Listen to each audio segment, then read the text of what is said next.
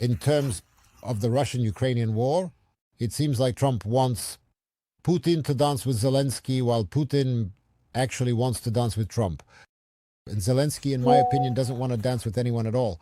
And accordingly, this truce from May 8th to May 10th, well, I understand that it carries some ideological weight from the Kremlin's perspective, but in your opinion, is it productive or counterproductive? What do you think about this? I think it's just a maneuver. The President of the United States constantly tells the President of the Russian Federation that a ceasefire on the Russian-Ukrainian front must be achieved. Not a 3-day one, but a permanent ceasefire that could then be extended. And Moscow constantly refuses this proposal. Russian officials always say that they want an unconditional ceasefire with conditions. This is practically a quote from a recent interview with Brazilian media by the Russian Foreign Minister Sergei Lavrov.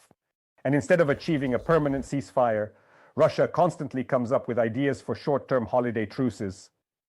By the way, reviving in our memory the eternal attempts to tie something to dates and holidays.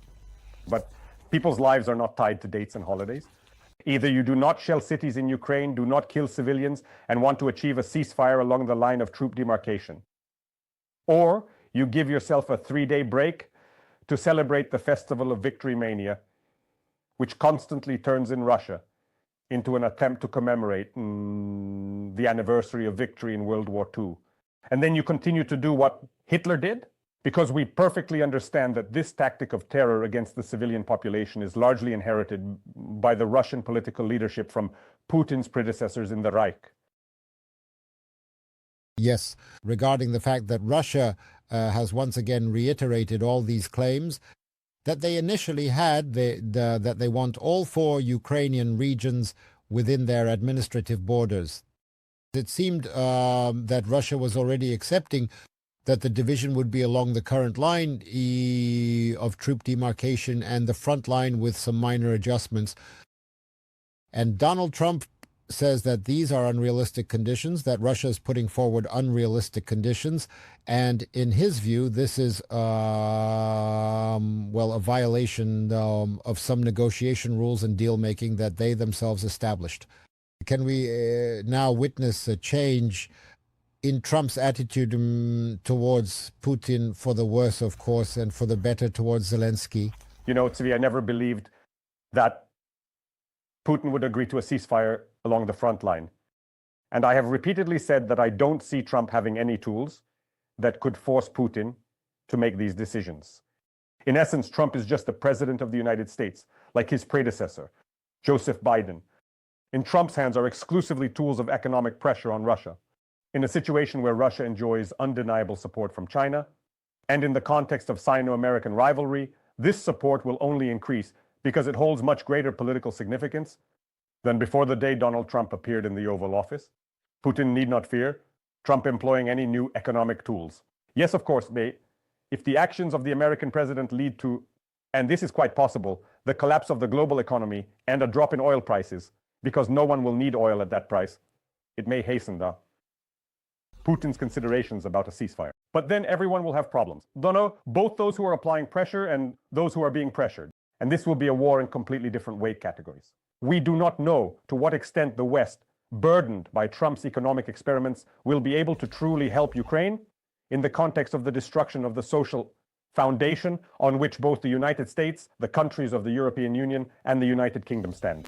But this is a question, because maybe Trump will manage to pull back from the economic abyss into which he wants to plunge, both his own country and other Western countries. And for now, it is clear that there are no economic tools that would quickly force Putin to stop the war in the way Trump wants. And I would say this: what is important is how necessary it is for the Russian president to keep the American president at the negotiating table. If this is a priority for Putin, if he understands that he cannot simultaneously keep Trump at the negotiating table and kill my compatriots, because it seems to me that until recently this was the main goal. Us and far more people have died from shelling in peaceful Ukrainian cities in recent weeks and months than before Trump became president of the United States. Such intense strikes began precisely after Trump's first phone conversation with Putin.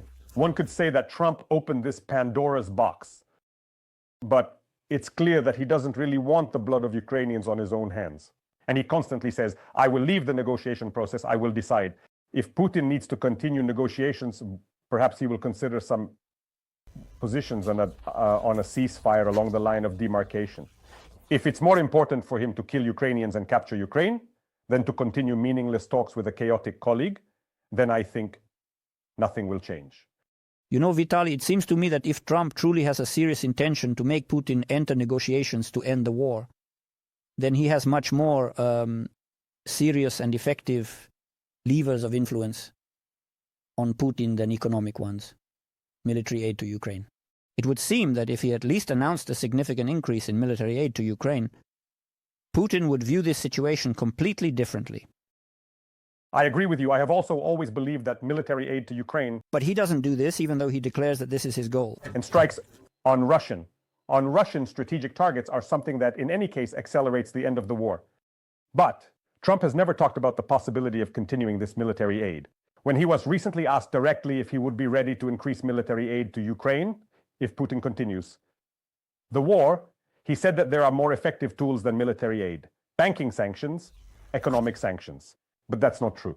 Economic and banking sanctions have not been an effective tool for ending military actions for several years now. Yes, but he also talks about secondary sanctions against those countries that will buy something from Russia. Yes, that's a good idea. But the question arises if the United States and the People's Republic of China are currently in such a tariff war, which has essentially stalled trade between these two countries. And despite Trump's assurances that he will make a deal with China, I think Beijing will not negotiate with the United States until it sees a clear crack in the American economy in order to negotiate with China on its own terms. The United States would have to agree to China's terms, forcing Trump to comply with Xi Jinping's wishes. I understand that this is the main desire of the Chinese leadership. It may be unattainable, but they clearly want it. They are communists, as we know, not just some traitors. So the question arises, what kind of secondary sanctions against China could Trump impose? With tariffs of 235, I think, or 45% on Chinese products. What else can be devised that is effective? 5,000%? We clearly understand that the tariffs between China and the United States are prohibitive. Trump cannot come up with anything new in the form of secondary tariffs for China. A tariff for India? Well, that's certainly a good idea. But in that case, Trump would simply throw India into the arms of Beijing and Moscow. We have just learned that the Prime Minister of India, Narendra Modi, will not go to the Russian capital on May 9th. This is an important signal. It is a signal indicating that the Prime Minister of India, especially on the brink of a possible major war with Pakistan, does not want to quarrel with the United States. But if the United States itself makes attempts to weaken the Indian economy, especially in a situation of possible war, then I am not sure that Narendra Modi will be delicate towards the United States. Listen, is Donald Trump even trying to do something in connection with this escalation between India and Pakistan? Somehow that passed me by. Did he make any statements at all or try to reason with them or... Yes, he did. He said they should sort it out themselves. So they should... That they should sort it out themselves. He's preemptively killing corpses, preemptively. Because the US will not interfere in this. We are deprived of global leadership, you understand? That's the whole horror of the situation. The United States is trying not to interfere anywhere, not to be a mediator country suggesting that nuclear states resolve their conflicts on their own. I'm afraid this lack of leadership will soon affect the Middle East as well. And this will be a far more dangerous situation in terms of its consequences than what we are even witnessing between India and Pakistan. Although who knows, if a full-scale war between India and Pakistan starts in the coming days and claims thousands of lives, I hope it doesn't happen, but there is such a possibility, then the consequences of this war will be far more serious than the consequences of the war between Russia and Ukraine and the Middle Eastern crisis, I assure you. And what could those consequences be? Look, there are a lot of players involved in this story. For instance, Pakistan is supported by China.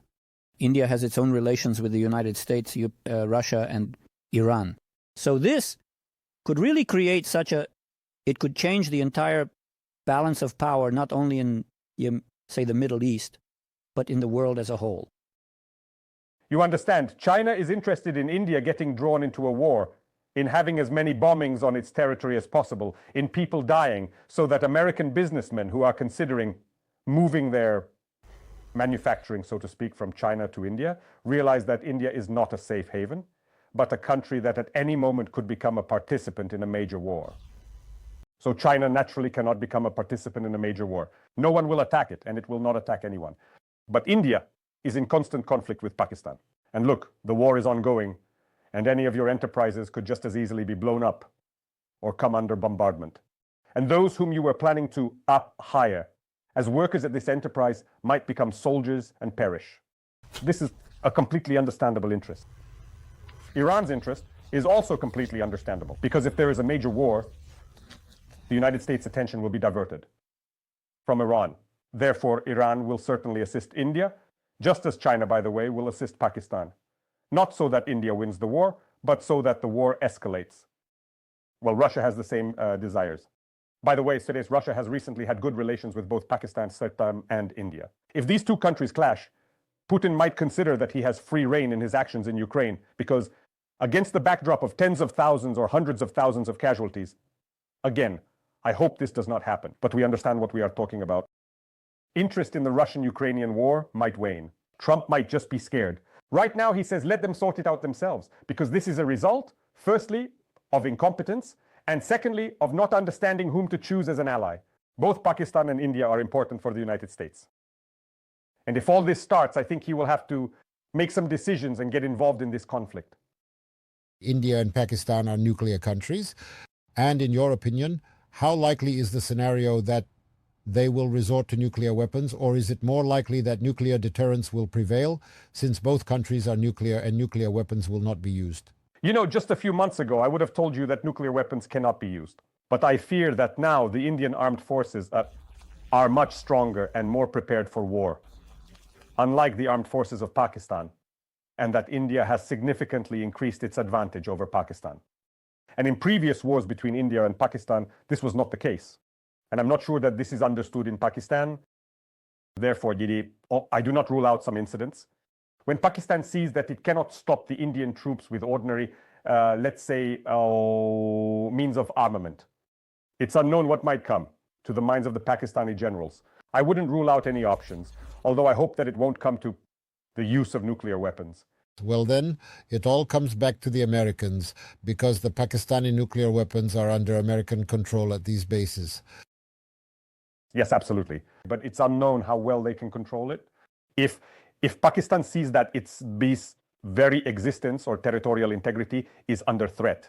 And by territorial integrity, I also mean the eternal struggle over who will actually have control over Kashmir. But the Indians understand this too. They clearly suspect that if they push too hard, if they start seriously threatening Pakistan's very existence, they could be subjected to a nuclear strike. Therefore, it seems to me that they are also interested in, let's say, playing by certain rules and behaving quite moderately.